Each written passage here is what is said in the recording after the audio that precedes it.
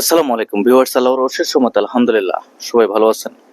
দেখেন, বাংলাদেশ থেকে বর্তমানে কিন্তু অনেকেই ইউরোপের বিভিন্ন দেশগুলোতে আমরা যেতে চাচ্ছি। তো যারাই আমরা ইউরোপের দেশগুলোতে যেতে চাচ্ছি, আসলে সবসময় আমরা সেনজেন দিয়ে শুরু করি। মানে আমি ইতালি যাব, আমি ফ্রান্স যাব, আমি স্পেন যাব, আমি জার্মানি যাব।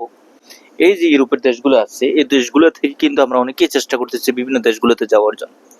তো তারই ধারাবাহিকতায় দেখেন, বাংলাদেশ থেকে আপনি যদি সেনজেন ভিসার জন্য আপনি আবেদন করেন, তাহলে কিন্তু সেক্ষেত্রে সময়ের প্রয়োজন, এবং সেই যে সময়টা লাগে সেই সময়টা নিয়ে কিন্তু আমরা অনেক সময় কিন্তু ভিসা পাই, আবার অনেক সময় ভিসা পাই না। এখন এই ভিসা না পাওয়াকে কেন্দ্র করে কিন্তু আমাদের অনেকের কিন্তু আশাটা কিন্তু সফল হয়, আবার অনেকের আশাটা নিরাশ হয়ে যায়। তো এখন বিষয় হচ্ছে ভাই, দেখেন, আমরা যারাই ইউরোপের বিভিন্ন দেশের জন্য যেতে চাচ্ছি, একটা পর্যায়ে আপনাকে যেতে হলে কিন্তু সেনজেন হোক নন সেনজেন হোক, ইউরোপের যে কোনো দেশে পৌঁছতে হবে, এবং আপনি যে গন্তব্যে যেই দেশে আপনি যেতে চাচ্ছেন সে দেশের উদ্দেশ্যে আপনি যেতে পারবেন। এখন সহজভাবে অনেকেই কিন্তু আমরা ইউরোপে প্রবেশ করতে পারি, এবং সহজভাবে আপনি কিভাবে প্রবেশ করতে পারেন তার জন্য কিন্তু আপনাকে অবশ্যই কিছু বুদ্ধি কাজে লাগাতে হবে। দেখেন, মলদোভা ইউরোপের নন সেনজেনভুক্ত দেশ। এই মলদোভা দেশটির নামও কিন্তু আমরা অনেকে কিন্তু সঠিকভাবে অনেকে শুনি নাই, বা অনেকে দেশ সম্পর্কে তেমন একটা ধারণা নেই। এখন বিষয় হচ্ছে, এই মলদোভা দেশটিতে আপনি সহজভাবে যেতে পারবেন, তবে সেক্ষেত্রে কাজের ভিসা নিয়েও যাওয়া যাচ্ছে এবং ভিজিট ভিসা নিয়েও যাওয়া যাচ্ছে। এখন এই কাজের ভিসার জন্য যারা এই প্রসেসিং করতেছে, অবশ্যই ভালো কোনো এজেন্সি দেখে আপনি আবেদন করতে হবে। বাংলাদেশে অনেক হিউজ এজেন্সি আছে যারা কিনা মলদোভার ভিজিট ভিসা এবং কাজের ভিসা দুইটা নিয়ে মানে প্রসেসিং করতেছে। সুতরাং তাদের সাথে কথাবার্তা বলে নির্দিষ্ট একটা সময়ের ভিতরে আপনার কাজ সমাধান করে দিবে, ভিসা পাবেন। এবং তার জন্য কিন্তু আপনাকে ইন্ডিয়াতে যাওয়ার প্রয়োজন নেই। আপনি ওই যে সার্বিয়া দেশটির মতো অথরাইজ করে কিন্তু আমাদের ভিসা বাংলাদেশে চলে আসে। শুধু পাসপোর্ট পাঠিয়ে দেওয়া হয় এবং পাসপোর্টের স্টিকার লেগে বাংলাদেশে চলে আসে এজেন্সি, যার মাধ্যমে আপনি প্রসেসিং করবেন, তাদের মাধ্যমে আপনি ভিসা নিয়ে আপনি বাংলাদেশে ম্যান পাওয়ার করে আপনি মলদোভার উদ্দেশ্যে যেতে পারবেন। এখন মলদোভাতে ভালো একটা রেশিও রয়েছে। অনেক ইউরোপের এই দেশটিতে আপনি যেতে হলে ভালো প্রস্তুতি নিতে হবে। যেমন ধরেন, আপনি সেখানে গেলেন, আপনি হুটহাট করে অন্য দেশের জন্য আবেদন করলেন, বা অন্য দেশে যাওয়ার জন্য আপনি উঠে পড়ে লেগে গেলেন, তাহলে কিন্তু হলো না। অবশ্যই আপনাকে যাওয়ার জন্য যে ধরনের প্রসেসিং প্রয়োজন, এবং সেখানে যাওয়ার পরে আপনি কোন পরিস্থিতিতে থাকবেন, কোন পরিস্থিতিতে আপনি পারবেন, সে বিষয়ে আপনাকে ভালো ধারণা থাকতে হবে। আরেকটি বিষয় বলে রাখি, দেখেন, আমরা অনেকেই বেলারুশ যেতে চাচ্ছি। বেলারুশ আসলে কিন্তু ইউরোপের পার্শ্ববর্তী দেশ, পোল্যান্ডের পাশের দেশ, রাশিয়ার পাশের দেশ, এবং বেলারুশে কিন্তু রাশিয়ার ভাষা, রাশিয়ার সম্পূর্ণ সবকিছু, আর বেলারুশটা নিয়ন্ত্রণ করে কিন্তু রাশিয়া। সুতরাং এই বিষয় কিন্তু আপনাকে খেয়াল রাখতে হবে। যেমন ধরেন, আপনি যদি লিথুনিয়াতে যান, সেখানে কিন্তু রাশিয়ার ভাষার প্রচলন রয়েছে।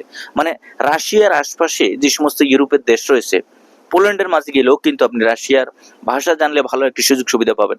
সুতরাং আপনার এই যে রাশিয়ার আশপাশে যে সমস্ত ইউরোপের দেশ আছে, বা ইউরোপ সংযুক্ত যে সমস্ত রাশিয়া দেশের পাশাপাশি যে দেশগুলো রয়েছে, সেগুলোতে কিন্তু রাশিয়ার অনেক অনেক হিউজ পরিমাণে একটা জনগোষ্ঠী রাশিয়ার বাস করে ইউরোপে। সুতরাং আমাদেরকে কিছু বিষয় খেয়াল রাখতে হবে, যে আপনি যদি বেলারুশ যান, বেলারুশে গেলেই কি আপনি ইউরোপে প্রবেশ করতে পারবেন, বা ইউরোপে যাওয়াটা কি আপনার জন্য সহজ হবে? দেখেন, বেলারুশ যেহেতু রাশিয়ার নিয়ন্ত্রণাধীন একটি দেশ, সুতরাং এই দেশে গেলে আপনি যে ভালো একটা সুযোগ সুবিধা পেয়ে যাবেন তাও কিন্তু না। আর যে কাজগুলো দেওয়া হচ্ছে, বা বিভিন্ন এজেন্সিগুলো যেভাবে প্রসেসিং করে লোক নিচ্ছে বা নেওয়ার জন্য যে একটা বিজ্ঞপ্তি দিচ্ছে, সেই অনুসারে আপনাকে ভালোভাবে বুঝতে হবে আসলে যে আমি যে কাজের উদ্দেশ্যে যাচ্ছি, বা যে কাজগুলো আমাকে দেওয়া হবে, এই ধরনের কথাবার্তা বলতেছে, এটা আসলে কতটুকু সত্য, কতটুকু যুক্তিযুক্ত আছে। মূলত আপনি যে দেশের উদ্দেশ্যে বা যে কোনো দেশের আবেদন করার পূর্ববর্তী পর্যায়ে বা চিন্তা ভাবনা যদি আপনার থেকেও থাকে, তাহলে আপনাকে ওইভাবে ভালো একটা পরিকল্পনা থাকতে হবে। মোটামুটি ওই দেশ সম্পর্কে আগে জানেন, ওই দেশের পরিবেশ সম্পর্কে জানেন, এবং ওই দেশের বর্তমান এবং অতীত ভবিষ্যৎ সম্পর্কে সম্পূর্ণ বিচার বিবেচনা করে আপনি আবেদন করেন। আপনি যদি হুটহাট করে আপনি নাম জানেন, নাম শুনছেন, এবং আপনি কয়েকজন লোক জমা দিতেছে এবং তাদের দেখা দেখিতে আপনিও জমা দিতেছেন, সেটা কিন্তু না। মূলত যে কোনো দেশের জন্য আপনি জমা দেন না কেন, বিশেষ করে আমি বেলারুশের কথাই বলবো, মলদোভার কথা তো অলরেডি আপনাদেরকে বলা হয়েছে। এবং বেলারুশের হিসাবে যদি আপনি একটু লক্ষ্য করেন, বেলারুশ যেহেতু রাশিয়ার পার্শ্ববর্তী দেশ, রাশিয়াতে যাওয়া যেই কথা, বেলারুশে যাওয়া সেম একই কথা। সুতরাং বেলারুশ ইউরোপের পার্শ্ববর্তী দেশ, তবে ইউরোপ না, মানে ইউরোপের সংযুক্ত দেশ, ইউরোপের সংযুক্ত দেশ, পাশের দেশ, রাশিয়ার পাশের দেশ। তবে বেলারুশের বর্ডারের সাথে পোল্যান্ডের বর্ডার আছে, লিথুনিয়ার বর্ডার আছে বা অন্যান্য দেশের বর্ডারগুলো কিন্তু সংযুক্ত রয়েছে।